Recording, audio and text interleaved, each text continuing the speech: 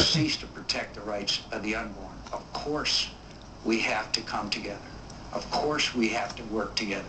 And of course, it's vital that we do so and help these young women who are facing such a difficult decision with a compassion that will help them with the adoptive services, but the courage to bring that child into this world and will help take care of it. Let's stop there because I want to get into a question on education, and I'm afraid this is going to have to be our last question, gentlemen.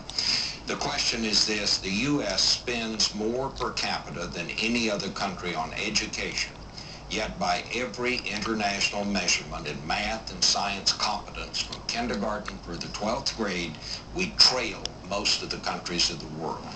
The implications of this are clearly obvious. Some even say it poses a threat to our national security. Do you feel that way, and what do you intend to do about it? The question to Senator Obama first.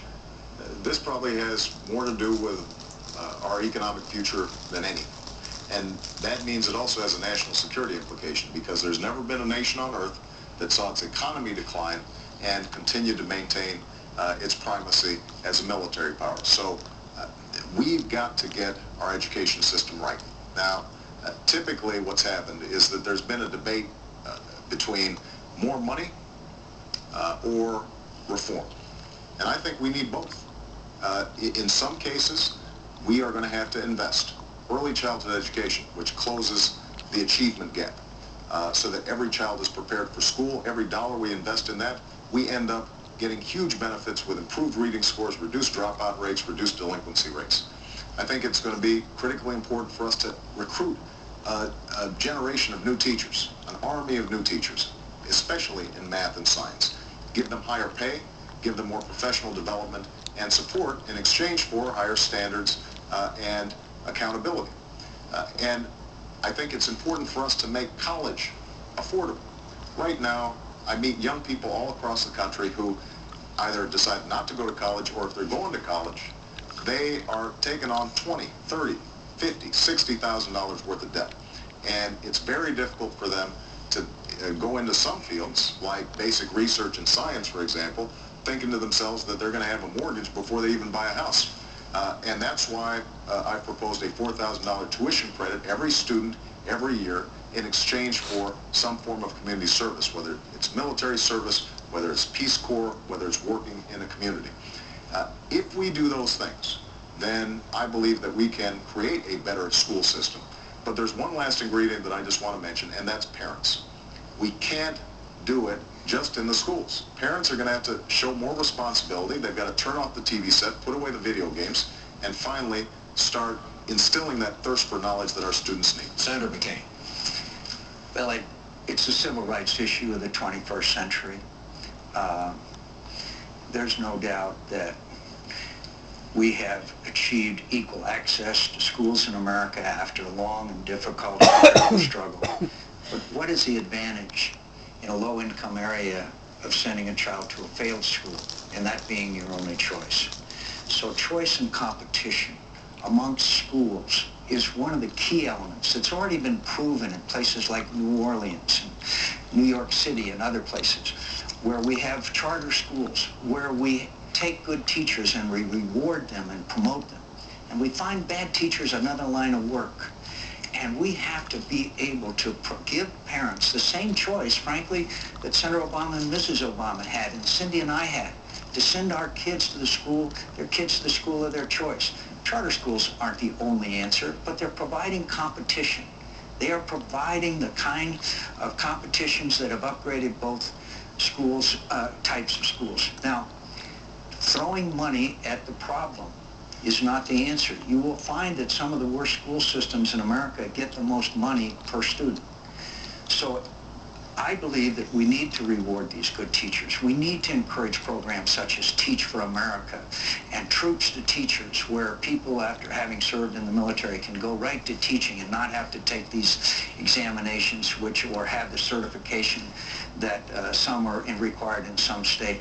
Look, we must improve education in this country. As far as college education is concerned, we need to make those student loans available. We need to give them a repayment schedule that they can meet.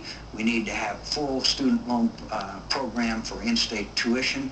and we certainly need to adjust the student loan eligibility to inflation. Do you think the federal government should play a larger role in the schools? Well, and I mean more federal money. Well, we have a tradition of local control of the schools, and that's a tradition that has served us well. But I do think that it is important for the federal government to step up and help local school districts do some of the things they need to do. Now, we tried to do this under President Bush. He put forward No Child Left Behind. Unfortunately, they left the money behind for No Child Left Behind.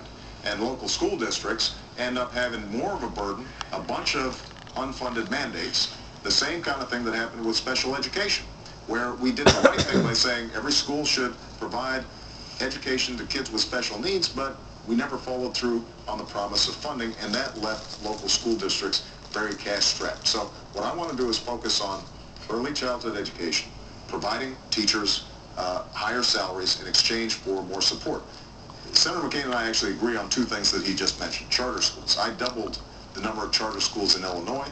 Despite some reservations from teachers unions, I think it is important for us to foster competition inside the public schools. And we also agree on the need for making sure that if we have bad teachers, that they are swiftly, after given an opportunity to prove themselves that they can't hack it, then we need to move on because our kids have to have their best future. Where we disagree is on the idea that we can somehow give our vouchers, give vouchers as a way of curing the problems in our education system. And I also have to disagree on Senator McCain's record when it comes to college accessibility and affordability. I mean, recently, his key economic advisor was asked about why he didn't seem to have some specific programs to help young people go to college. And the response was, well, we can't give money to every interest group that comes along. I don't think America's youth are interest groups. I think they're our future. And this is an example of where we are going to have to prioritize. We can't say we're going to do things and then not explain in concrete terms how we're going to pay for it. And if we're going to do some of the things you mentioned, like lowering loan rates or what have you, somebody's got to pay for it. It's not going to happen on its own. What about that, Senator? Well, sure. I'm sure you are aware, Senator Obama, of the program in the Washington, D.C. school system where vouchers are provided, and there's a certain number, I think it's 1,000 and some 9,000 parents asked to be eligible for that because they wanted to have the same choice that you and I and Cindy and your wife have had. And that is because they wanted to choose the school that they thought was best for their children. And we all know the state of the Washington, D.C. school system. That was vouchers. That was vouchers, Senator Obama, and I'm frankly surprised you didn't pay more attention to that example. Now, as far as the No Child Left Behind is concerned, it was a great first beginning in my view. It had its flaws, it had its problems. The first time we had looked at the issue of education in America from a nationwide perspective, and we need to fix a lot of the problems. We need to sit down and reauthorize it. But again, spending more money isn't always the answer. I think the Head Start program is a great program. A lot of people, including me, said, look, it's not doing what it should do. By the third grade, many times children who are in Head Start program aren't any better off than the others. Let's reform it. Let's reform it and fund it.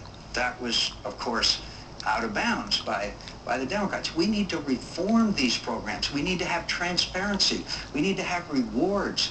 It's a system that cries out for accountability and transparency and the adequate funding. And I just said to you earlier, town hall meeting after town hall meeting, parents come with kids, children, precious children who have autism. Sarah Palin knows about that better than most. And we'll spend the money research to find the cause of autism. And we'll